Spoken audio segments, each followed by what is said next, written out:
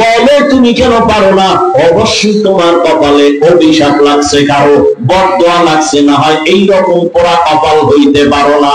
তোমার মতো যুবক, ডাক্তার, প্রফেসর, ইঞ্জিনিয়ার, পাঁচ বেলার নামাজি অভাব নাই, তুমি কেন পারবা না রে বাবা? ও পর্দার আড়ালের আম্মা জানেরা, আপনাদের কারণেই তো সন্তান ভালো হওয়ার আশা করা যায়। কারণ গাছ ভালো হলে ফল ভালো হবে, মা বাবার আদর্শ ভালো হলে সন্তান ভালো হবে, দোকানে শান্তি। ঠিক যারা এগুলো মেনে চলতেছে তারা আজ পর্যন্ত তারা শান্তিতে আছে, সম্মানও আছে। যত অশান্তিতে আছে যারা আল্লাহ তারা ক্যাটালগ মানে না, তারা কি চোখের সামনে দেখতেছেন সব, এরপর মানতেছেন না। কারণ কি? কয় টাকার লোভে বইরা দাড়ি কাটছেন। এই যুবকেরা, কার পিছনে ঘুরে নামাজ ছাড়ছো? কি পাওয়ার আশায়? একটা টিনের ঘর পাবা? কিসের জন্য তুমি কার পেছনে ঘুরে নামাজ ছাড়ছো? তবে লিখে রাখো, যার পিছনে ঘুরে নামাজ বাদ দিছো সে কে? সে তোমার স্বার্থপর দুশ্মন। স্বার্থে আঘাত লাগলে দল থেকে নাম কাটবে না, লিখে রাখ, তোর কল্লা কেটে ফেলবে, লিখে রাখ। স্বার্থে আঘাত লাগলে দল থেকে নাম কাটবে, কথা বলে কি কাটবে? কল্লা কাটবে, লিখে রাখ ভালো করে। সোনার বাংলা রাজনীতি, লিখে রাখো ভালো করে। শত্রু তোমাকে মারবে না, তুমি যার পিছনে যৌবন খরচ করতেছো, যার পিছনে ঘাম ছুটাইতেছ, সেই তোমাকে মারার জন্য ছুরি ধারাচ্ছে, রেডি থাকো। আমি বানায় বলতেছি, এই আকাম চলে না? চলে না? সত্য কথাটা মানে না, না মানেন? আমি প্রথমেই বলছি, অন্তত স্বীকার করেন যে হ্যাঁ আকাম চলে। আওয়ামী লীগের মানুষ মারার জন্য অন্য দল দরকার নাই, বিএনপির লোক সাইজ করার জন্য অন্য দল লাগবে না তো। ওই ভাগে একটু কম পড়লে এখানে জামাতের লোক গিয়ে মারার দরকার নাই, আন্দোলনের লোক গিয়ে মারার দরকার নাই, তাবলীগের মারার দরকার নাই। কারণ সব স্বার্থপর ধান্দাবাজ। ধান্দায় কম পড়লেই রেডিয়েটার সাইজ করে সাগরে বাসায় দাও, কারণ আমার ভাগে কম পড়তেছে, ওর কারণে ওরে মাইনাস করো। এগুলো চলে না? তোমার বেলায় চলবে কিনা এর কোন নিষেধাজ্ঞার কোন গ্যারান্টি আছে? এই জন্য আমি মাঝে মাঝে কই, তাড়াতাড়ি মরতে যদি চাও, অসম্মান হইয়া, ইজ্জত নিয়ে না, বেইজ্জতি হয়ে যদি দ্রুত মরতে চাও, চান্দাবাজি ধান্দাবাজিতে রাজনীতিতে যাও, আর না হয় ডবল বিয়া করো। ইজ্জত হারায় তাড়াতাড়ি মরবা। কথা যা কই মনে রেখো। আল্লাহ হেদায়েত দান করে। রাগ করতেছেন? বেয়া তুমি ক্ষমা চাইছে, আবারও ক্ষমা চাইলাম, লাগলে আরো যাবো। কাউকে আঘাত করা আমার মাকসাদ না। এই সমাজে শান্তি আসুক। আপনারা কিভাবে ভাবেন যে ইসলাম এত দুর্বল? ওলামায়ে কেরাম ওয়াজ করবে আখিরাত নিয়ে, কেন? মানুষের জীবনের শুরু থেকে কিয়ামত পর্যন্ত সব বিষয়ের সমাধান দিয়ে আল্লাহ কোরআন দিয়েছেন। আপনি সমাধান অন্যদিকে খুঁজেন কেন? কোরআন তো এমন একটা কিতাব যার কোনো সংশোধনী নাই। সংবিধান করছে একদল, আর একদল কেটার খুলে ফেলা, নতুন সংবিধান কর। আল্লাহ সংবিধান তো কলম ধরার কারো সাহস নাই, যে চিন্তা করবে পাল্টাবো, ওর দিমাগ নষ্ট হয়ে যাবে। এটা মানেন না কেন? এখানে তো কোনো দলীয় মাস্তানি চলে না। কোরআন তো এমন এক সংবিধান যেটা মানলে হিন্দুও শান্তিতে থাকবে, খ্রিস্টান শান্তিতে থাকবে, ইহুদিরা শান্তিতে থাকবে, বৌদ্ধরা শান্তিতে থাকবে, তাবলীগ শান্তিতে থাকবে, পীর সাহেবরা শান্তিতে থাকবে, গরিব শান্তিতে থাকবে, ধনীরাও শান্তিতে থাকবে, বৈষম্য ঠিক হয়ে যাবে। কোরআন মানলে, এর বাইরে চললে খুনাখুনি হবে, রক্তারক্তি হবে, কিয়ামত পর্যন্ত সমাধান হবে না। চাপাবাজি করবা, এই চাপাবাজি করতে করতে বুড়া হয়ে যাওয়া, আজরাইলে ধাক্কা দিয়ে ভালাই দিবে। এভাবে জীবন চলবে, শান্তির চেহারা দেখা লাগবে না। শান্তি কি বিল্ডিং? কি লাভ হবে 10 তলা বিল্ডিং এর মাস্তানি করে যদি বিল্ডিং সাইরা জঙ্গলে ঘুমান লাগে? এই বিল্ডিং এর মাস্তানি করে লাভ আছে? সুইস ব্যাংকে টাকা রাখা মাস্তানি করে লাভ কি যদি 14 গোষ্ঠী খাইতেই না পারে? এর সে টিনের ঘর আলাদা ভালো, যেহেনে রাই খেয়ে নেটাই আলু ভর্তা দিয়ে খেয়ে ঘুম, ট্যাবলেট লাগে না, খাওয়ারও রুচি কমে না, ঘুম এনেরও টেনশন নেই। 3 প্লেট দেবা, দেখবা বিসমিল্লাহ ছাড়া নাই, রুচির কোন ঔষধ নাই। কেউ একটা কাঁচা মরিচ দে, দেখবে 3 প্লেট শেষ। কি আর কপাল যাবো পুড়ছে, ওগো খাওয়ানোর অভাব নাই, কিন্তু রেড সিগন্যাল লাগানো, খাইলেই মরবি। আল্লাহ চোখের সামনে দেখাইতেছেন এগুলো, না হোক কপাল খারাপ দেখেও বুঝি না, অন্ধ হয়ে গেছে। আল্লাহ হেদায়েত দান করে। কারে গালি দেন? এটা কোন থানা? হ্যাঁ, টেকনাফের মানুষ। কারে গালি দেন? আপনি আকাম কম করেননি, আপনার মাইয়াটা ঠিক মতো পর্দা করেনি, আপনার ছেলে পর্দা করেনি, আপনি ঠিক মতো নামাজ পড়েননি, আপনি হালাল রিজিক নিয়ে চলেননি, কামাই করেন হারাম, মাইয়া পোলারে খাওয়াইয়া রক্ত নাপাক করে ফেলছেন। আপনি যদি মক্কার ঘরে ঢুইকেও দোয়া করেন, আল্লাহ মাইয়া পোলা যেন আমার কথা শুনি, হারাম কর মাইয়া পোলা বাপ্পার খেদমত করবে না, লিখে রাখো। আর তোমার লাভবাই তো কবুল হবে না। এই টেকনাফের মুসলমান, লিখে রাখো, সুদের সাথে যারা জড়িত এদের নামাজ হবে না, রোজা হবে না, তেলাওয়াত হবে না, হজ কবুল হবে না, মোনাজাতও কবুল হবে না। ভালো করে লিখে রাখো। আল্লাহ 2 দল মানুষের সাথে যুদ্ধের ঘোষণা দিচ্ছেন। আল্লাহ নিজে যুদ্ধ করবেন। কয় দলের সাথে?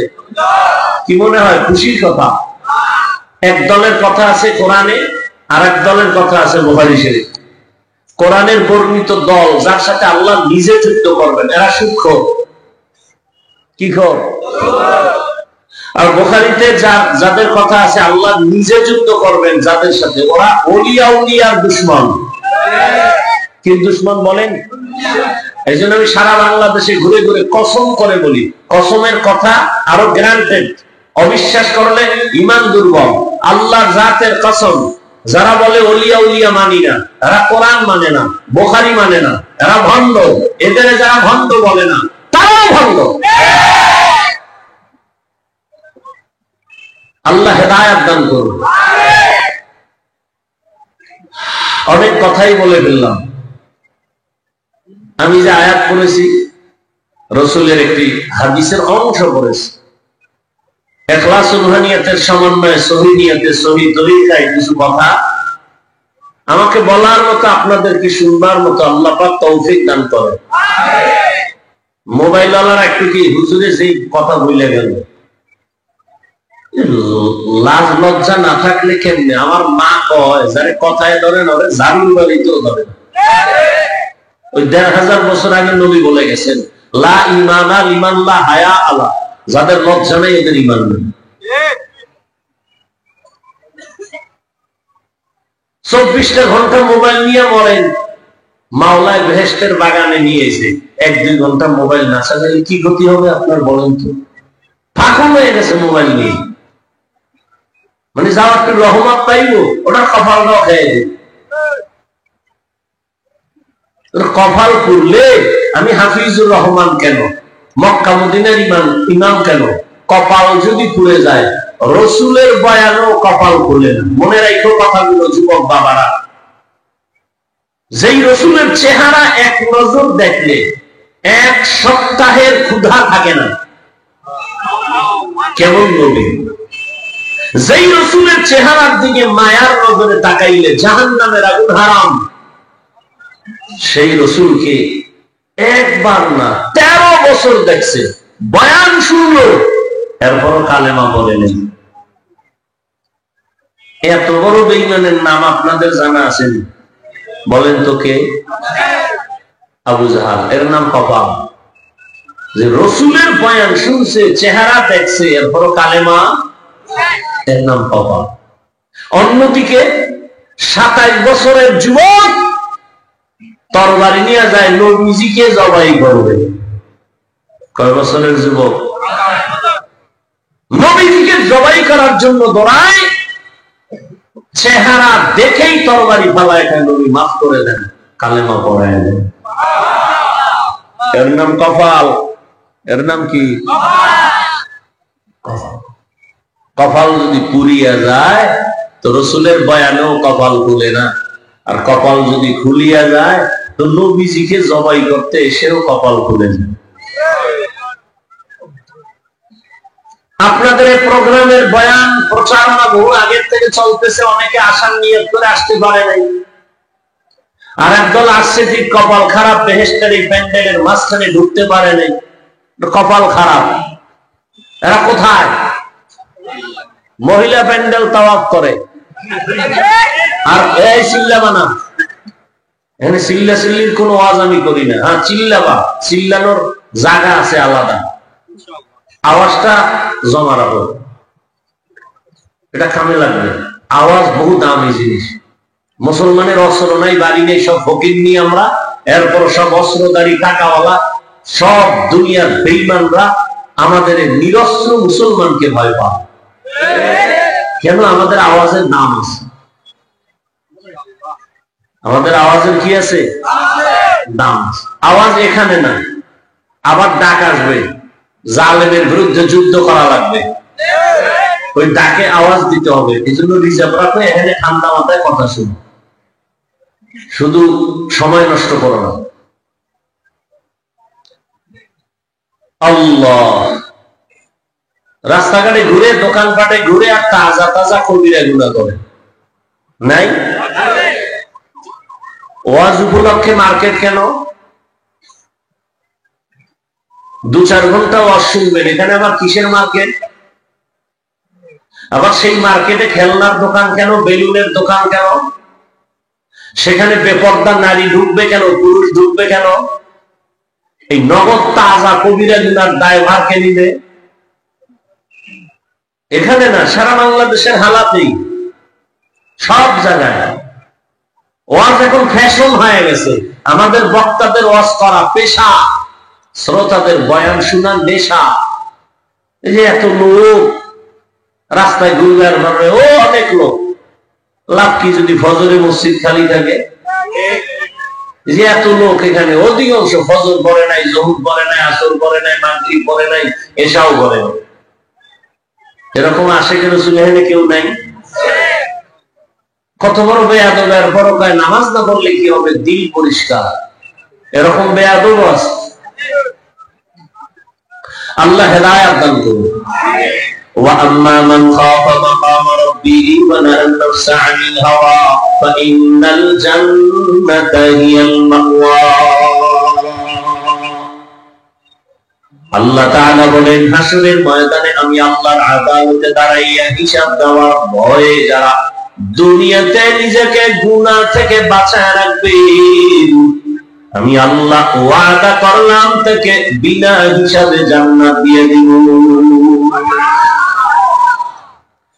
রাহমাতের নবী বলেন, ইত্তাকিল মাহারিম তাকুন আবাদান নাস।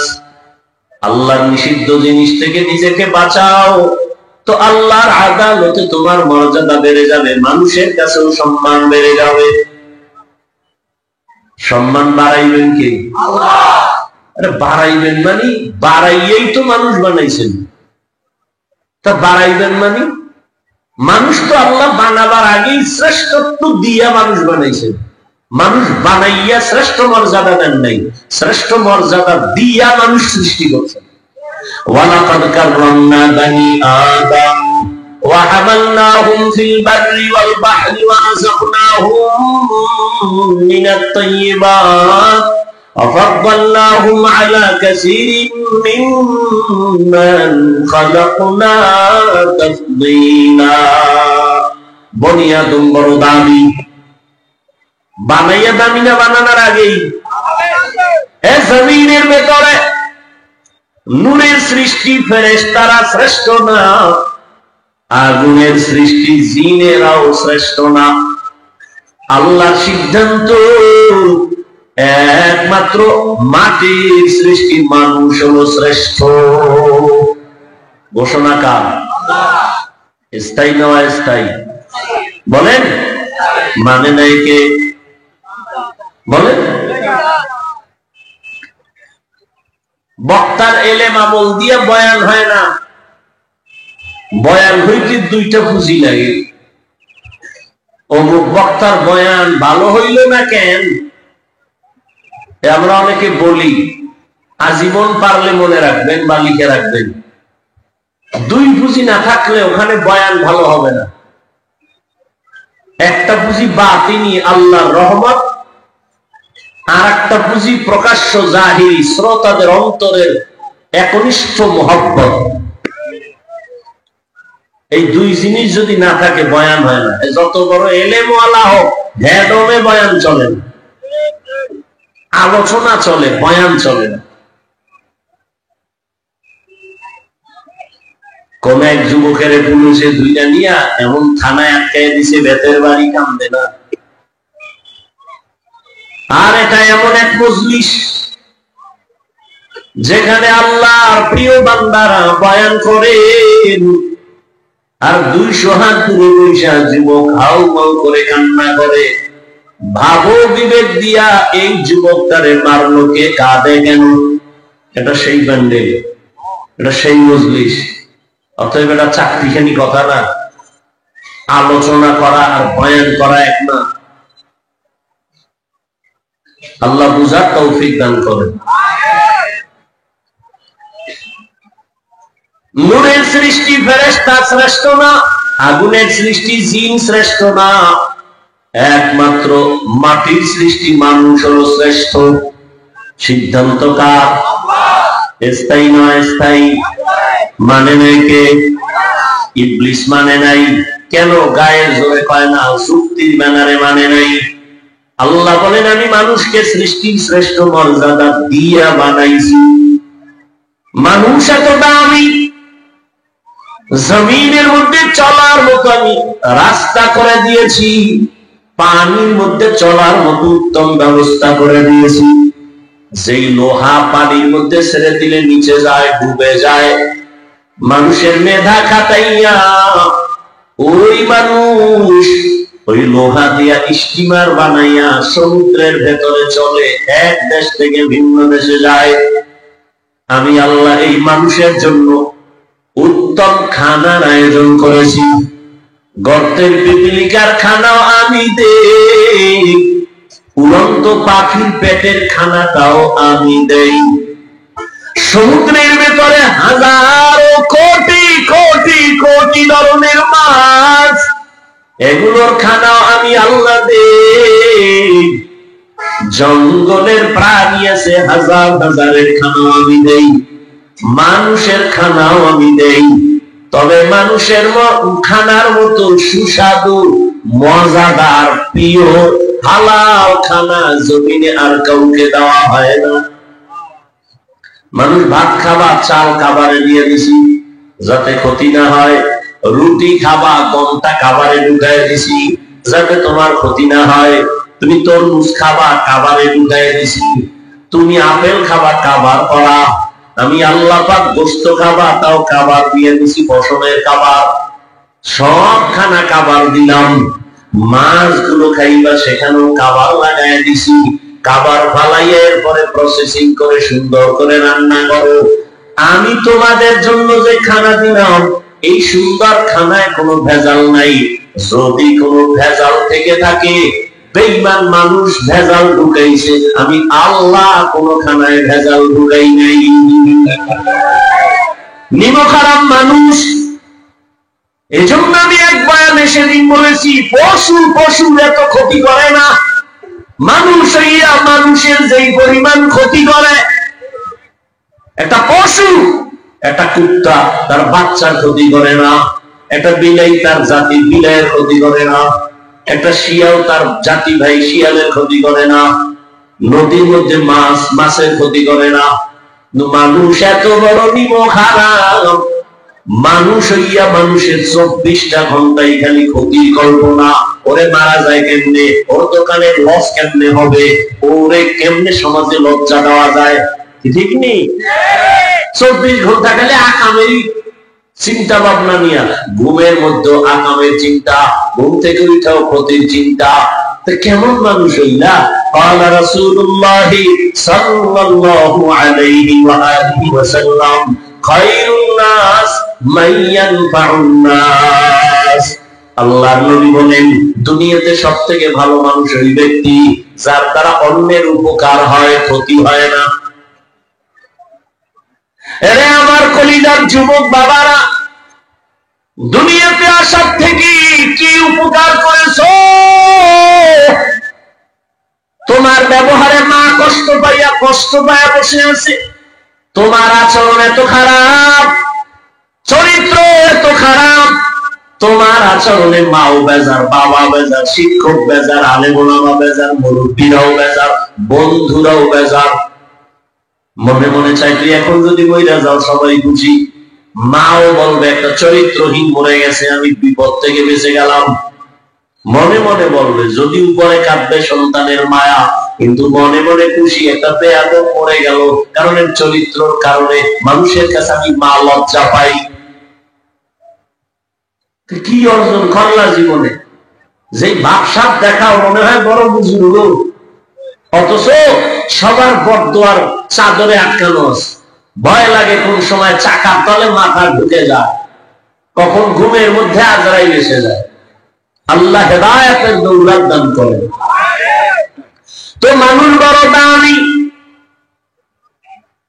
এই মানুষ যদি আবার নিজেকে হালাল পন্থায় চালাও তো মর্যাদা বেড়ে যাবে। মর্যাদা বাড়ার মানে কি? মর্যাদা বাড়ার এক ব্যাখ্যা হলো সমস্ত মাখলুকাতের মধ্যে মানুষ দামি, আবার এই মানুষের মধ্যে যারা ঈমানওয়ালা তারা আরো দামি। ঈমানওয়ালারা সবাই দামি এক লেভেলে কয় না, ঈমানওয়ালাদের ভেতরে যারা আমলওয়ালা তারা আরো দামি, আবার আমলওয়ালাদের ভেতরে যারা তাকওয়াওয়ালা তারা আরো দামি। ইন্না আকরামাকুম ইনদাল্লাহি আতকাকুম, আল্লাহ বলেন যার মধ্যে তাকওয়া সে সবথেকে দামি। এই হলো এক লাইনের মর্যাদা। এবার ধরে নেন সবার মধ্যে তাকওয়া, রিয়া নাই, সব লেভেল তাকওয়ার মজবুতি। এদের মধ্যেও কি কম বেশি আছে? না আছে। কেমন?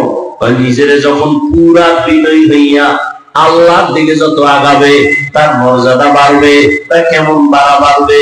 বাড়ার মধ্যে এখন তো তোমারে ভালোবাসে কয়জনে তুমি যেটা মাপতে পারো। ফেসবুকের ফলোয়ার কতজন? তা এত শো। তাহলে এই কয় লোক আমার। এখন তোমাকে 500 লোক ভালো জানে। যদি আল্লাহর জন্য তৈরি হয়ে যাও তোমাকে কোটি মানুষ ভালো জানবে। আরো যদি মজবুত হও তাকওয়ার উপরে, তোমাকে 18 কোটি সবাই ভালো জানবে। এখন তোমাকে মুমিনেরা ভালো জানে, এরপরে আল্লাহ সম্মান বাড়াইলে বেঈমানেরাও ভালো জানবে। যদি আরো মজবুত হও, এখন শুধু মানুষ ভালো জানে, এক পর্যায়ে জঙ্গলের প্রাণীরাও তোমাকে ভালো জানবে, মহব্বত করবে। তোমার কথায় এখন মানুষ উঠে আর বসে, মর্যাদা আল্লাহ বাড়াইলে তোমার কথায় জঙ্গলের বাঘ উঠবে আর বসবে, নদীর মাছ উঠবে আর বসবে। ইতিহাস আছে তো। তুমি অন্ধ, তুমি বধির, তুমি জানো না, তো তোমার বুঝাবো কেমনে? এক অন্ধ শুকায় যাইতেছে, একজনে কয় গাভীর দুধ খা, শরীর মোটা তাজা হবে। অন্ধ কয় আমি তো দুধ চিনি না, দুধ কেমন? কয় সাদা। কয় সাদা কেমন? কয়েকটা প্রাণী আছে, বক, বক আছে না, বকের মতো। কয় বকটা কেমন? কয় ধান কাটা কাশির মতো বাঁকা। কাশি কেমন? এবার হাত ধরে দেখাইছে, এই বাঁকা। অন্ধ লোকটা হাত দিয়ে ধরিয়ে দেখে এত বড় বাঁকা, এই দুধ আমি না খায় মরতে রাজি, তবে এই দুধ আমি খাবো না। দরকার নাই ভাই, আমার দরকার নাই। তো তুমি অন্ধ, তুমি বধির, তোমাকে বুঝাবো কিভাবে যে এটাই শান্তির পথ? যদি বুঝদা, এই যে এখানে আমরা সবাই বসি, আমি টুপিওয়ালা হইয়া যাই, আমাদের পরিচয় তো আসল, আমরা মুসলমান। আপনার আমার আল্লাহ দুইজন না এক? আপনার আমার নবী, আপনার কোরআন আমার কোরআন, আপনাদের কাবা আমার কাবা, আপনাদের ধর্ম আমার ধর্ম, আপনাদের কালেমা আমার কালেমা। দুনিয়াতে আসছি সিস্টেম এক, বিদায় বেলা কাফনের সংখ্যা 3টা, তাও এক, মহিলাদের 5টা এক, কালার হবে আলাদা। কি হবে? কি কালার? কালার নিয়েও কিলেগিলি চলে, চলে না? কে সাদা, কে কালো, কে সবুজ, এ নিয়েও কিলেগিলি। কাফনের কালারও এক, কবরের সাইজও এক, কবরের মধ্যে প্রশ্ন 3টা, তাও এক। কে ধনী, কে গরিব, কে আলেম, কে আলেম না, সবার বেলায় প্রশ্ন এক, কাফন এক, কালার এক, কবরের সাইজ এক, আল্লাহ এক, নবী এক, কোরআন এক, কাবা এক, ধর্ম এক, কালেমা এক। কি তাহলে আপনাদের বয়ান করবো কেন? বয়ান তো করবো হিন্দুদেরকে, যারা আল্লাহ চিনে না, কোরআন চিনে না, ইসলাম বুঝে না। বয়ান তো খ্রিস্টানদের করব, আপনাদের কেন বয়ান করবো? আপনারা তো কোরআন বুঝেন, ইসলাম বুঝেন, আল্লাহ চিনেন, নবী চিনেন, কারণ কি? অথচ ওদেরকে বয়ান করার টাইম কই? 12 মাস আপনাদের পেছনে ঘুরতে ঘুরতে ঘুরতে ঘুরতে অল্প বয়সে অসুস্থ। শুধু কি আমি একা? হাজার হাজার আলেম আপনাদের পেছনে সময় দেয়। তাবলীগওয়ালাদের মেহনত, পীর মাশায়েখের মেহনত, বক্তাদের মেহনত, জুমার খতিব ইমামদের মেহনত, হাজারো আলেমের মেহনত, এরপরও ফলাফল জিরো। সে আগের সুদ করে এখনো সুদ খায়, আগের ঘুষ করে এখনো ঘুষ খায়। করোনার মতো গজব দিয়েও বাঙালির ঘাড় সোজা করতে পারে নাই, এখনো তেরা, এখনো আলেমের গালি দেয়। এরকম বেয়াদব নাই? বড় দুঃখ। বয়ান কর্মবিধর্মীকে আপনাকে কেন বয়ান? অথচ আপনাকে এত বয়ানের পরে বুঝলাম না কি হলো। আমি মুসলমান, টুপি খুলতে চাই না, আর আপনি কেমন ভিআইপি মুসলমান যে টুপি দিতেই চান না। আমি দাড়ি কাটলে লজ্জা পাই, আপনি কেমন ভিআইপি মুসলমান যে দাড়ি রাখতে লজ্জা পান। আমি নামাজ না পড়লে লজ্জা পাই, আর আপনি কেমন মুসলমান যে নামাজ পড়তে গেলে লজ্জা পান। আমরা কেমন মুসলমান বুঝি না? আপনারা ভুলে আছেন না আমরা ভুলে আছি? ও আমার যুবক বাবারা, যদি বলো হাফিজ ভাই তোমরা ভুলে আছো আমরা ঠিক, তাহলে কোরআন হাদিস থেকে দলিল দেখায় দাও বাস্তবে। আমি এখন দাড়ি কেটে ফেলবো, নামাজ বাদ দিয়ে তোমার লাইনে প্যান্ট শার্ট টাই লাগায় নাচ গান শুরু করবো। আর যদি বলো না না আপনারা উলামায়ে কেরাম সঠিক লাইনে আছেন, আমরা শয়তানের ধোঁকায় পড়ে ভুলে আছি, তাহলে আমি বিনয়ের সাথে বলবো পা দুটো আগায় দাও। আমি পায়ে হাত রেখে বলবো, আর দাড়ি কেটে আমার নবীরে কষ্ট দিও না, নামাজ সারি আমার আল্লাহকে কষ্ট দিও না রে বাবা। আমি যে তোমাদের সামনে কথা বলতেছি, ও আমার কলিজার যুবক, একবারও কিন্তু বলি নাই হুজুর হও, আমার মতো পাঁচকল্লি লাগাও। আমি কওমি মাদ্রাসার সন্তান, তুমিও কওমি মাদ্রাসায় যাও। আমি তাবলীগের লাইনের সন্তান, তুমি তাবলীগে যাও। আমি পীরের মুরিদ, তুমিও পীরের কাছে যাও। না হয় জাহান্নামে যাইবা, একবারও বলি নাই, বলবো না, ভয় নাই। তবে আমি কি বলবো শুনো, আল্লাহর আদালতে দাঁড়াইয়া হিসাব দেওয়ার ভয় অন্তরে জমা করে নিজেকে আদর্শওয়ালা বানাও।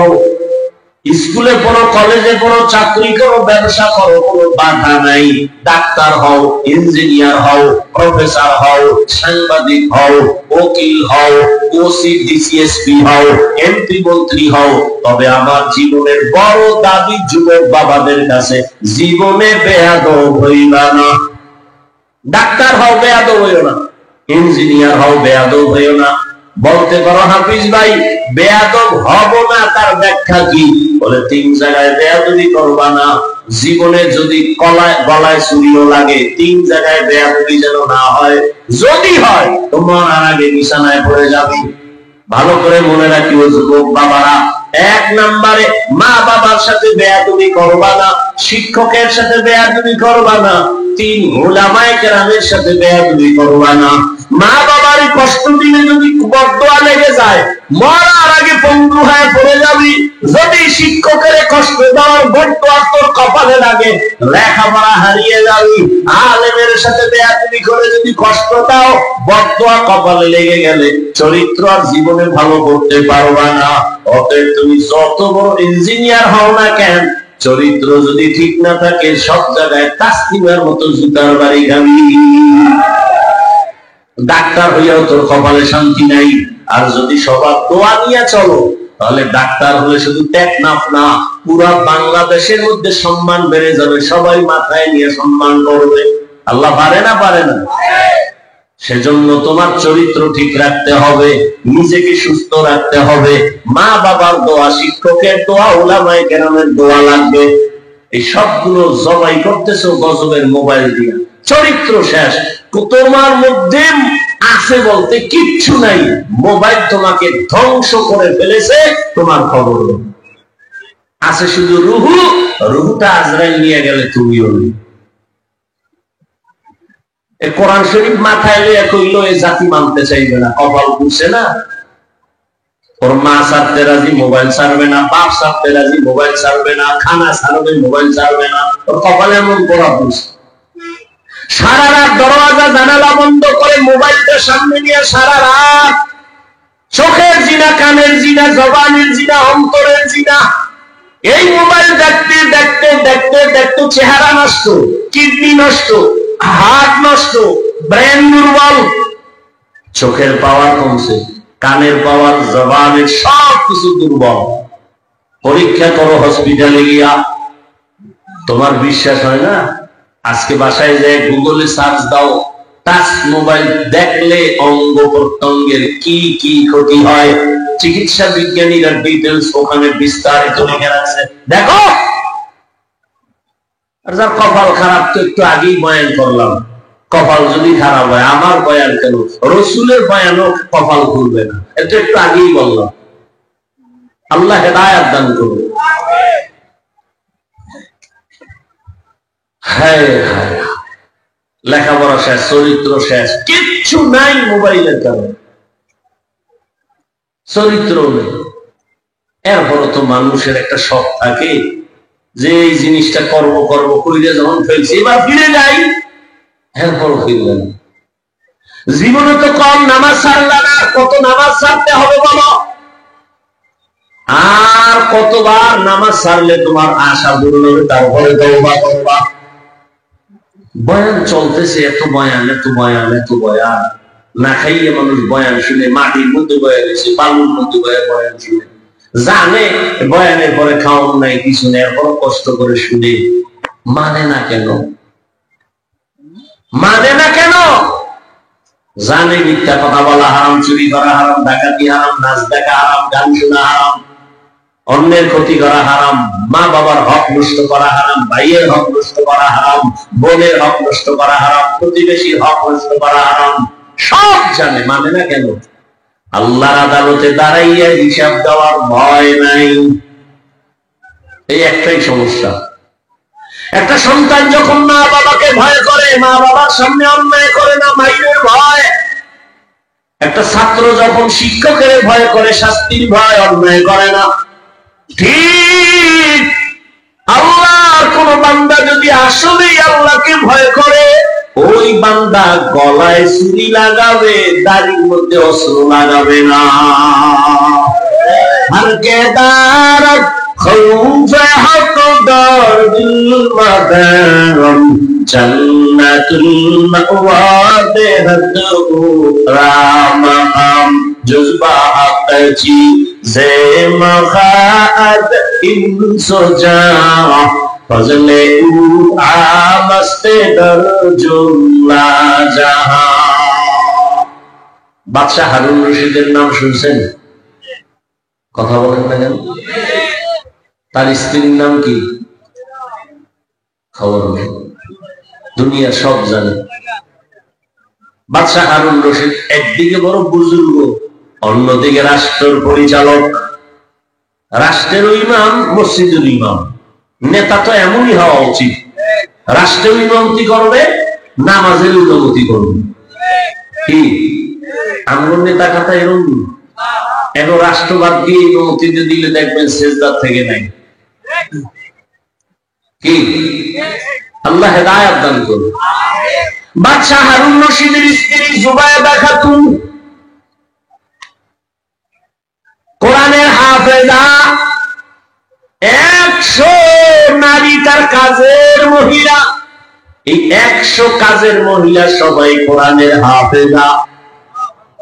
জুবায়েদা খাতুন নিয়ত করে ফেললো, ও পর্দার আড়ালের আম্মা জানেরা, জুবায়েদা খাতুন এত টাকাওয়ালা, সব পিছে ফেলে আমার আল্লাহকে ভুলেন নাই। আল্লাহর মুহাব্বত তার মূল চাবি। জুবায়েদা খাতুন সিদ্ধান্ত নিল, আমার পুরা বাড়ির মধ্যে 24 ঘন্টা যেন কোরআনের তেলাওয়াতের আওয়াজ হয়।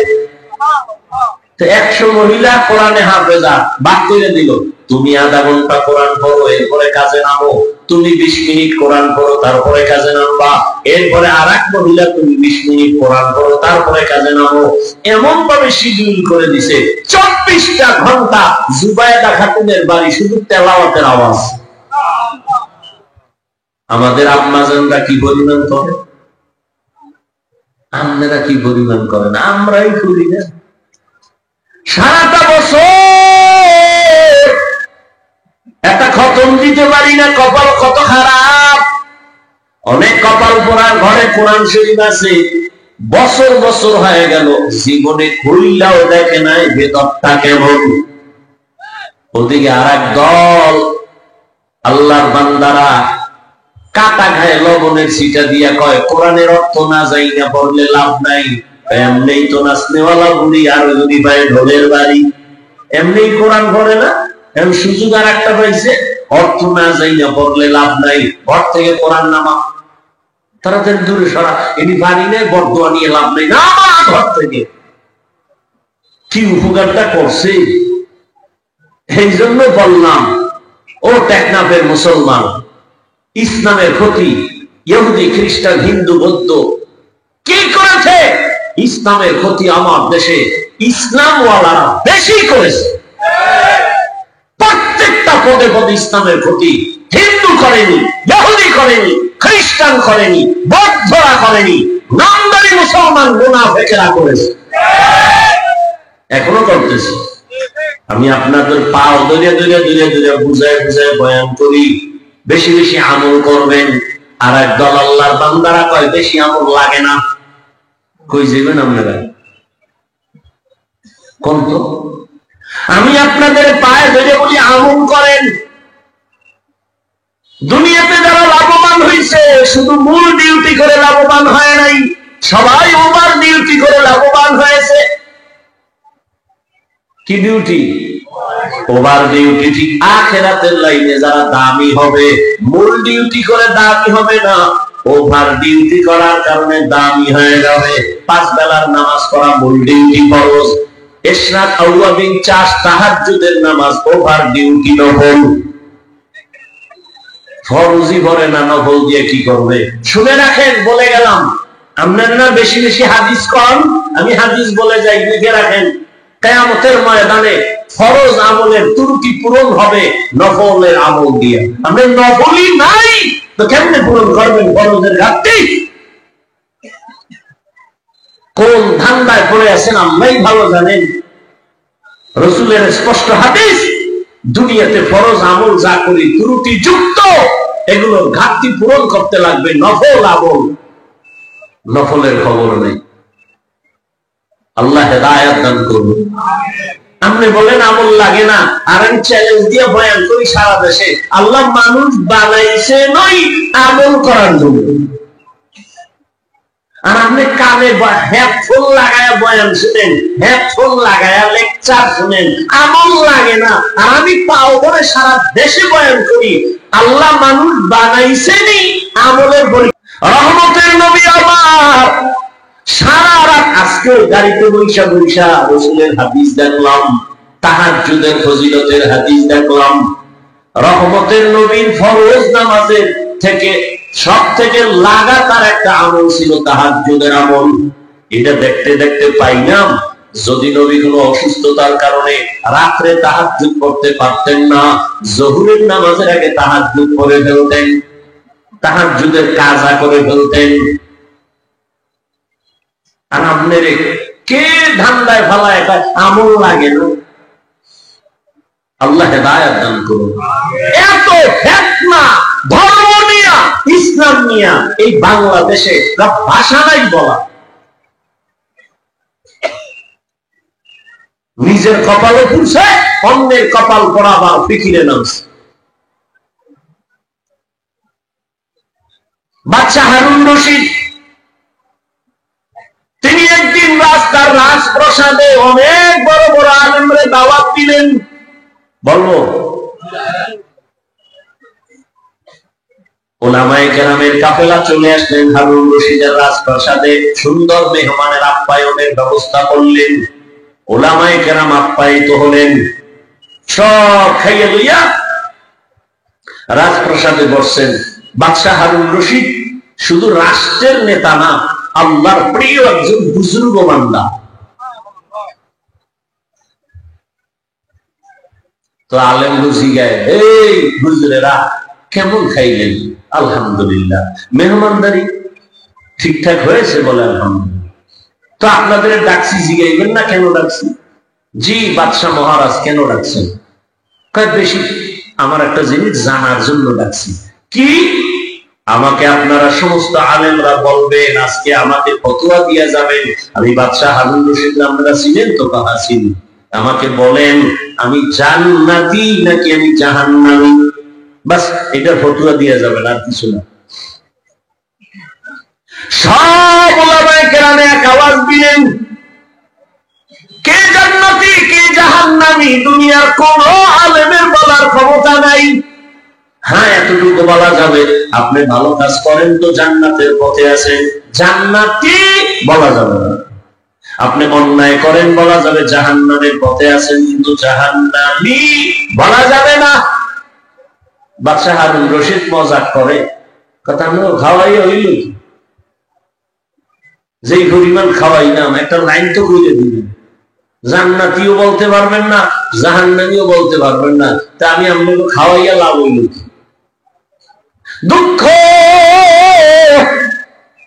সমাধান পেলাম না। বিদায় দিবেন ভাব। ঠিক এমন সময় উলামায়ে কেরামের মজলিসে একেবারে পেছন থেকে 9 বছরের একটা বালক দাঁড়ায় গেল। বালক দাঁড়ায় বলে, বাদশাহ বেয়াদবি যদি ক্ষমা করে দেন, আপনার প্রশ্নের জবাবটা আমি দিব। যেই তাহলে বিড়ি টানো, সুবহানাল্লাহ আইবে কেমনি? চেহারাটা দিকে তাকাইলে তো বোঝা যায়। একজনে তেঁতুল খায়, এটা কেমন লাগে? ঠোঁটের মিসকলে বুঝো না? বিড়ি টানতে টানতে এই যে আগুন লাগছে থতমায়, জাহান্নাম পর্যন্ত ধাক্কা দিয়ে নিবে, এর আগে থামবে না এই বিড়ি করেরা। এই বিড়ি টানলে শরীরে কোনো লাভ আছে কিনা? আল্লাহর কসম যদি একটা লাভ দেখাইতে পারো, আমি হাফিজুর রহমান আল্লাহর কসম আমি বিড়ি টানলে একটা লাভের কথা কত? তুই আকামটা কেন করো? পায়খানা ক্লিয়ার হওয়ার জন্য কম, এটাও তো একটা লাভ আছে। কম যাহা বিড়ি টানলে পায়খানা ক্লিয়ার হয়, তা আমি বিড়ি টানবো, আল্লাহর কসম আমি টানবো।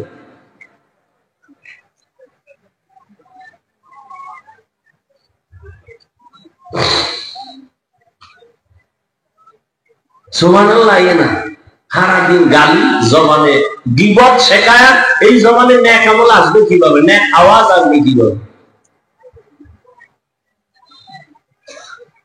9 বছরের বালক দাঁড়ায় বলে, বাদশাহ যদি অনুমতি দেন আমি আপনার প্রশ্নের জবাব দিব।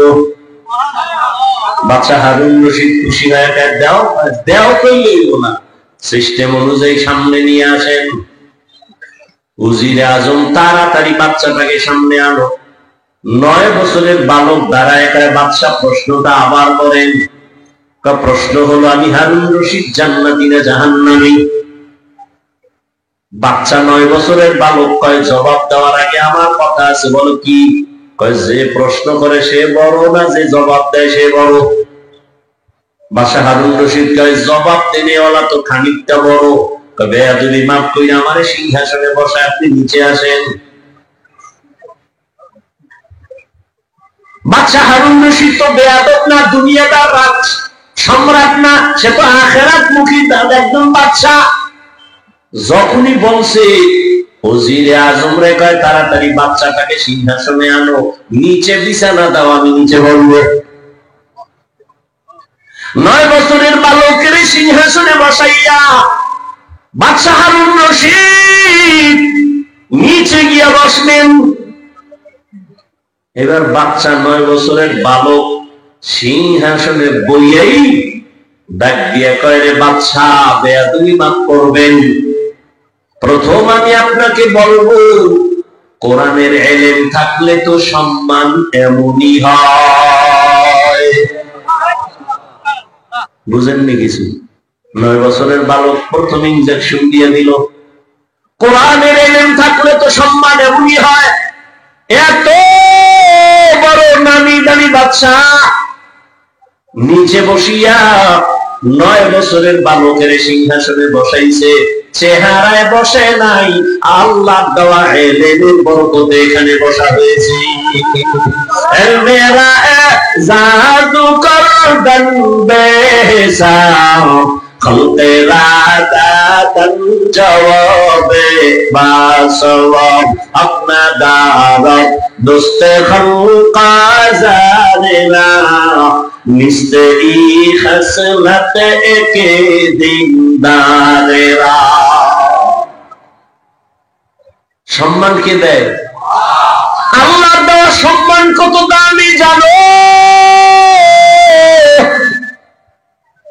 চেয়ারম্যানের চেয়ারের মেয়াদ শেষ, এমপির মেয়াদ শেষ, মন্ত্রীর মেয়াদ শেষ, কিন্তু কোরআনওয়ালাদের চেয়ারের কোনো মেয়াদই নাই। আমার মেয়াদ কত? 5 বছর, 20 বছর, মেয়াদই নেই। আর শেষ কিসের? টাকা দিয়া সম্মান যদি কিনো, প্রথমে ফুলের মালা, ফাইনালে জুতার মালা। আর আমার আল্লাহ যদি সম্মান দেয়, দুনিয়ায় বাদশাহ, পরকালেও বাদশাহ। यहाँ हम सब मुसाफिर दिल ना लगा,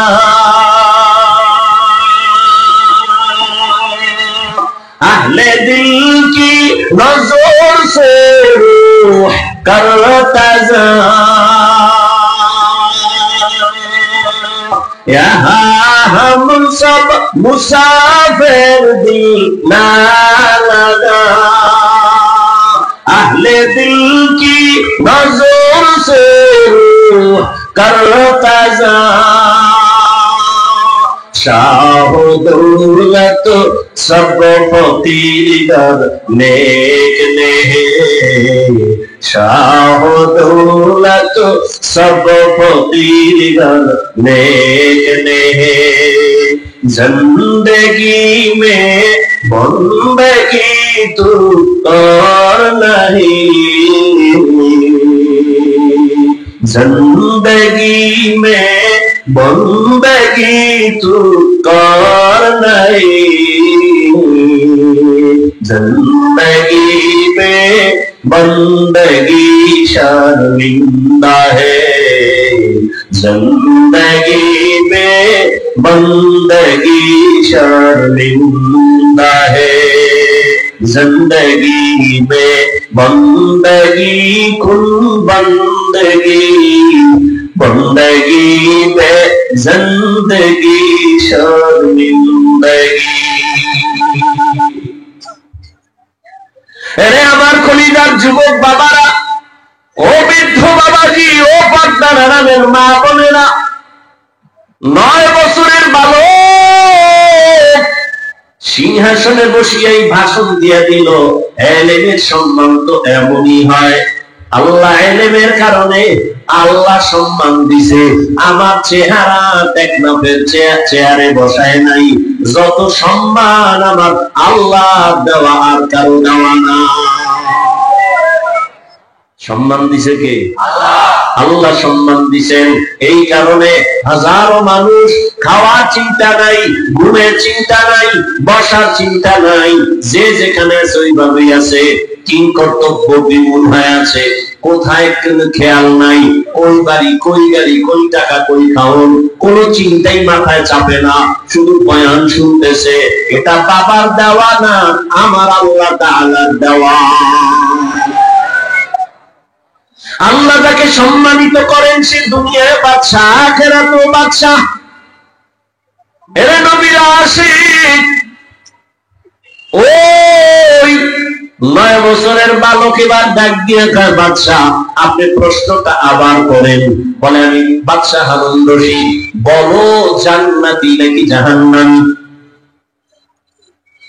বাদশা 9 বছরের বালক ডাক দিয়ে কয়, বাদশা আমাকে বলেন, আপনার জীবনে কোনদিন এমন কোন সুযোগ ছিল কি আপনার সামনে সুন্দরী সুন্দরী রূপসী ডানা কাটা বড়ি আছে, চাইলেই জিনা করতে পারতেন, আল্লাহর আদালতে হিসাব দেওয়ার ভয় গুনাহ করেন নাই, এমন কোনদিন আপনার জীবনে হইছেনি? বাদশা হারুন রশিদ চোখের পানি ছেড়ে কয়, রে বাবা, এরকম একবার আর দুইবার না, আমার সামনে বহু সুন্দরী মেয়ে দাঁড়ায় গেছে, আমি চাইলেই জিনা করতে পারতাম, কিন্তু আল্লাহর আযাবের ভয়, আল্লাহর আদালতে দাঁড়াইয়া হিসাব দেওয়ার ভয়, আমি চোখ দিয়া তাকাই না, আল্লাহর ভয়, আমি স্পর্শ করি নাই, চোখের গুনাহ, হাতের জিনা করি নাই, চোখের জিনা করি নাই। এরকম একবার না বহুবার আমার জীবনে আছে।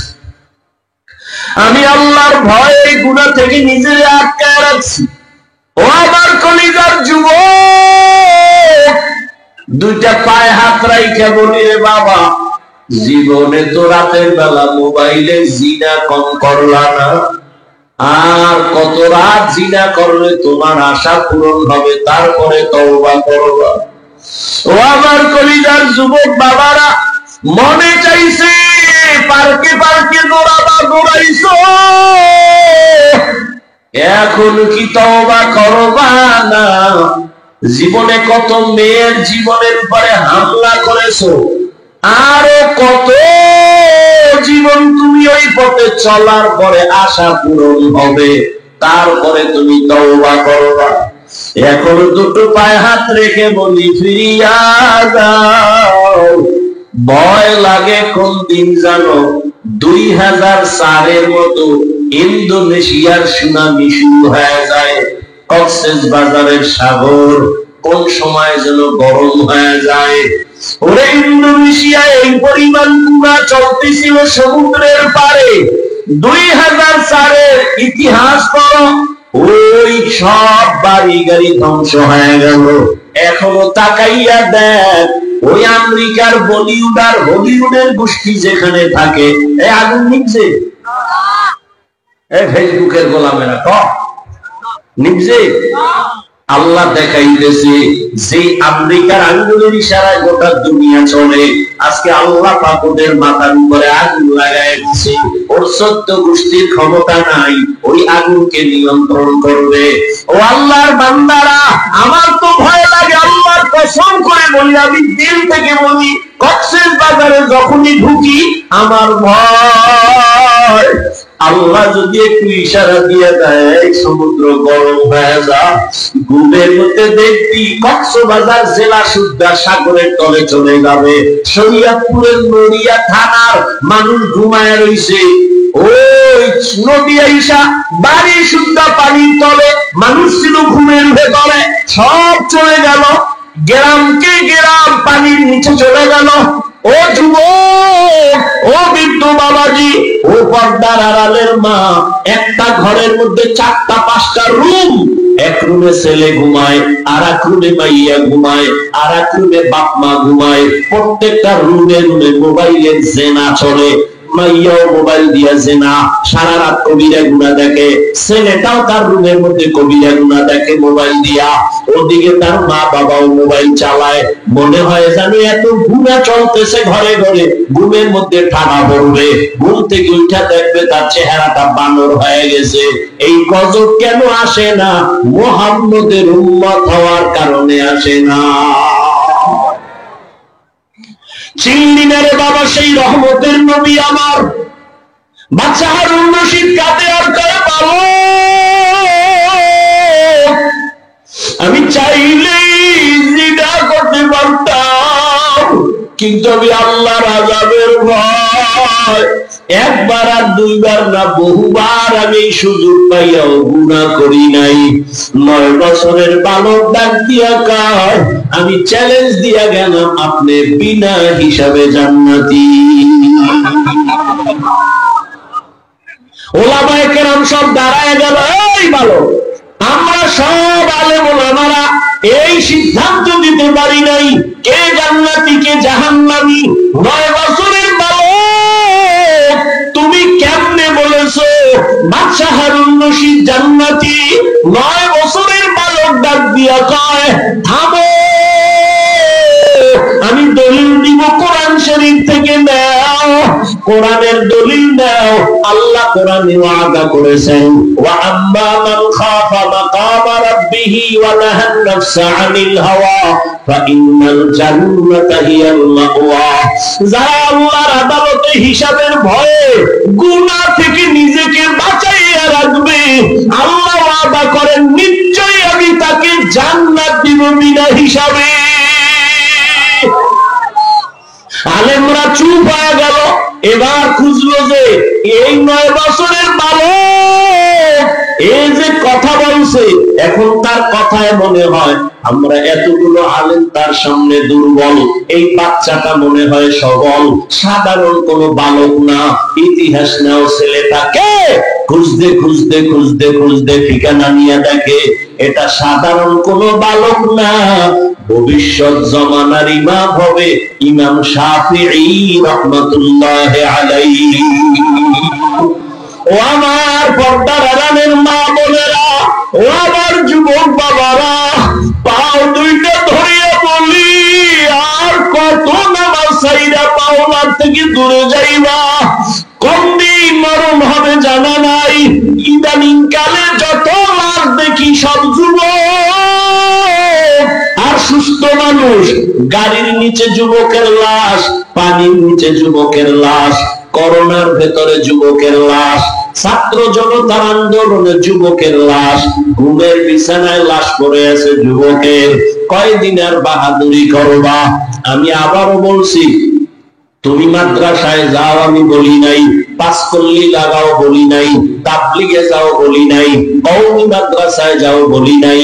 আমি বলছি তুমি স্কুলে পড়ো, আলহামদুলিল্লাহ, দোয়া করে গেলাম। তুমি কলেজে পড়ো, পড়ো, চাকরি করো, ব্যবসা করো, তুমি ইঞ্জিনিয়ার হও, ব্যবসায়ী হও, চাকরিজীবী হও, ডাক্তার হও, দাবি আমার একটা, বেয়াদব হইবা না। মা বাবারে কষ্ট দিয়া বরদোয়া নিও না, কপাল পুড়ে যাবে। শিক্ষকের সাথে বেয়াদবি করে কষ্ট দিয়ে বরদোয়া নিও না, জীবন নষ্ট হয়ে যাবে। বহু শিক্ষিত ছেলেদের দেখি রাস্তায় ল্যাংটা ঘুরে পাগল হইয়া ইংলিশে কথা কয়, আরবিতে কথা কয়। পাগল আবার ইংলিশ কয় কেন? ভেবে দেখলাম না আসলে এটা পাগল হওয়ার আগে ভালো ছাত্র ছিল, বেয়াদবি করার কারণে বরদোয়া লাগছে তো পাগল হয়ে গেছে। এরকম নাই?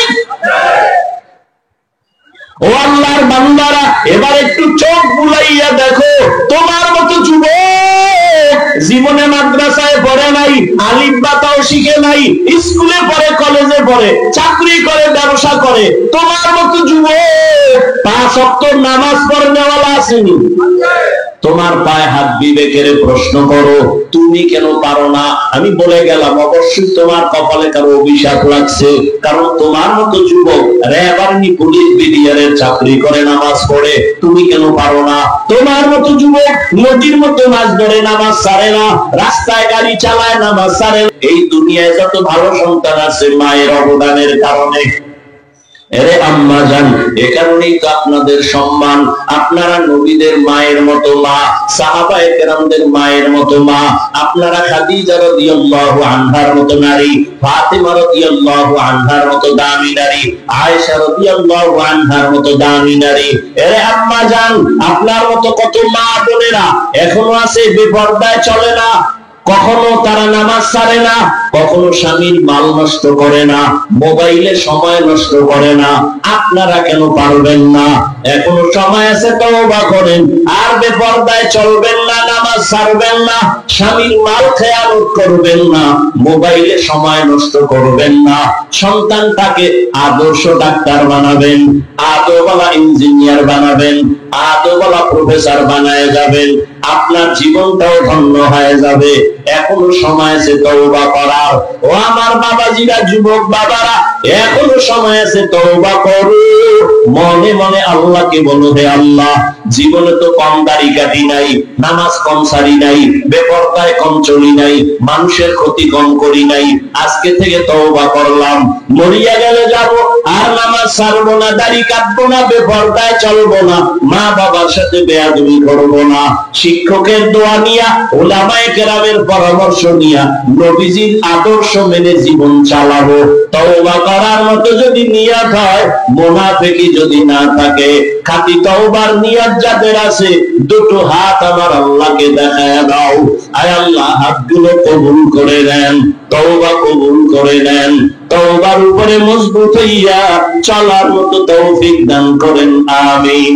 আলহামদুলিল্লাহি রাব্বিল আলামিন, ওয়াসসালাতু ওয়াসসালামু